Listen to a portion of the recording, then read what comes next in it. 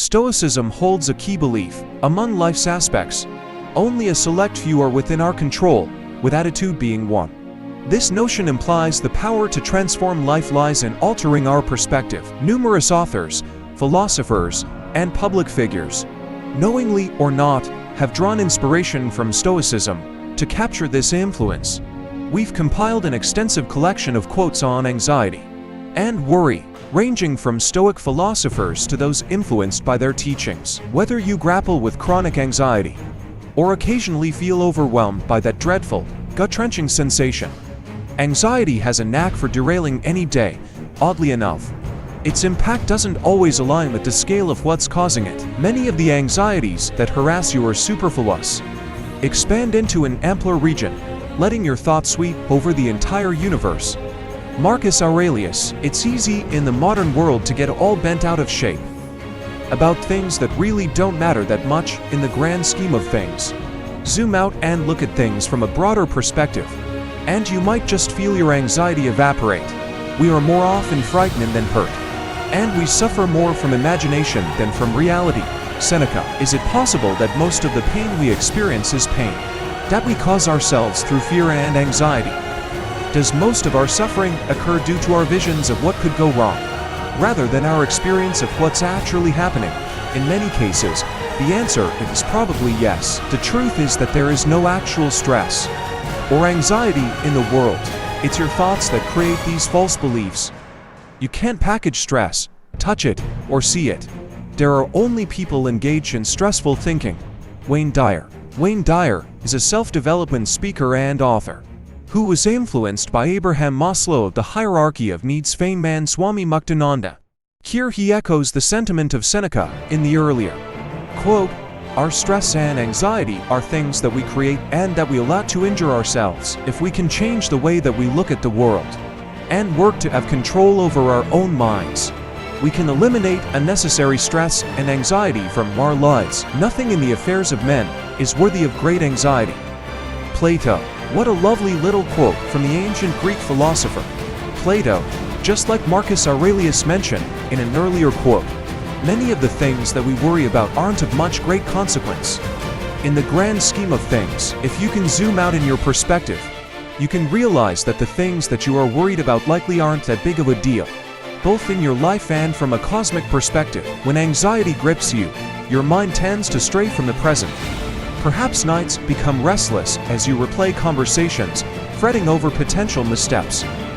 Or maybe worries about job security, the housing market, or your child's future flood your thoughts. Yet, fixating on the past or future sidelines a crucial aspect, the present. Here lies the sole opportunity for action, for implementing changes to rectify past problems or preclude anticipated ones. The Stoics recognize this, advocating for directing focus toward the present moment. What is the point of dragging up sufferings that are over? Of being miserable now, because you were miserable then? Seneca. Some of us could definitely stand to graffiti this on a wall in our house, or we are confronted with it every day. Why is it that we feel some need to suffer over and over again for the pain we felt in the past? Of course, sometimes it takes time to heal from difficult experiences or trauma. But there does seem to be a tendency in our culture that it somehow makes you a better person to wallow in the agony of the past. Seneca the Younger puts it so succinctly here. Something made you miserable in a present moment in the past. What benefit would it give you to bring that upon yourself now? It is impossible that happiness and yearning for what is not present should ever be united. Epictetus. Epictetus is here to remind us that when you desire something you don't have at the moment, you simply can't be happy. If you can learn to be happy with what you have in the present, you can free yourself from worry and anxiety. People tend to dwell more on negative things than on good things.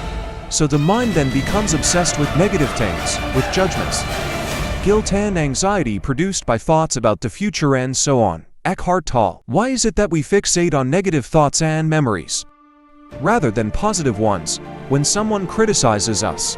Why is it emblazoned in our memory with so much more strength than when we are praised?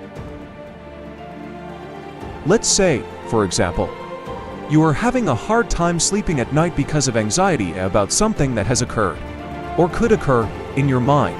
You are facing an extreme storm of chaos and pain. You see every potentially catastrophic thing that could result from this idea, and you imagine it as if it's already happening to you. But in reality, if you could see yourself from the outside, you're just a person lying in a quiet, dark room. That's all that's happening in the present moment. The negative thoughts you're experiencing are entirely in your head, and, luckily, what goes on in your head is one of the few things you have control over according to Epictetus. The next time you find yourself plagued with anxiety, try to call to mind good thoughts that you have swept aside in favor of the bad, and consider zooming out to realize what is actually occurring right now in reality rather than getting lost in your darkest imagination. Opinions vary on whether worry and anxiety are synonymous. Regardless, numerous insightful minds have shared their Stoic perspectives on the subject of worry. Man is not worried by real problems so much as by his imagined anxieties about real problems. Epictetus. What if you only worried about the actual problems you have, and not primarily imagined ones? There is only one way to happiness, and that is to cease worrying about things which are beyond the power of our will. Epictetus. Getting over a constant sense of worry about things we can't control is the path to happiness, according to Epictetus. He is rich who owns the day, and no one knows the day who allows it to be invaded by worry, fret, and anxiety. Ralph Waldo Emerson. Can studying Stoicism really help your anxiety? When perusing major medical websites for insights on anxiety, the emphasis often centers around psychotherapy and medication for treatment. Granted, anxiety's impact can span from mildly bothersome to severely debilitating, warranting varied approaches. Yet, integrating Stoic wisdom into daily life might notably diminish the time and energy spent on worrying. Don't forget to follow us to stay updated on more content and not miss out on channel updates.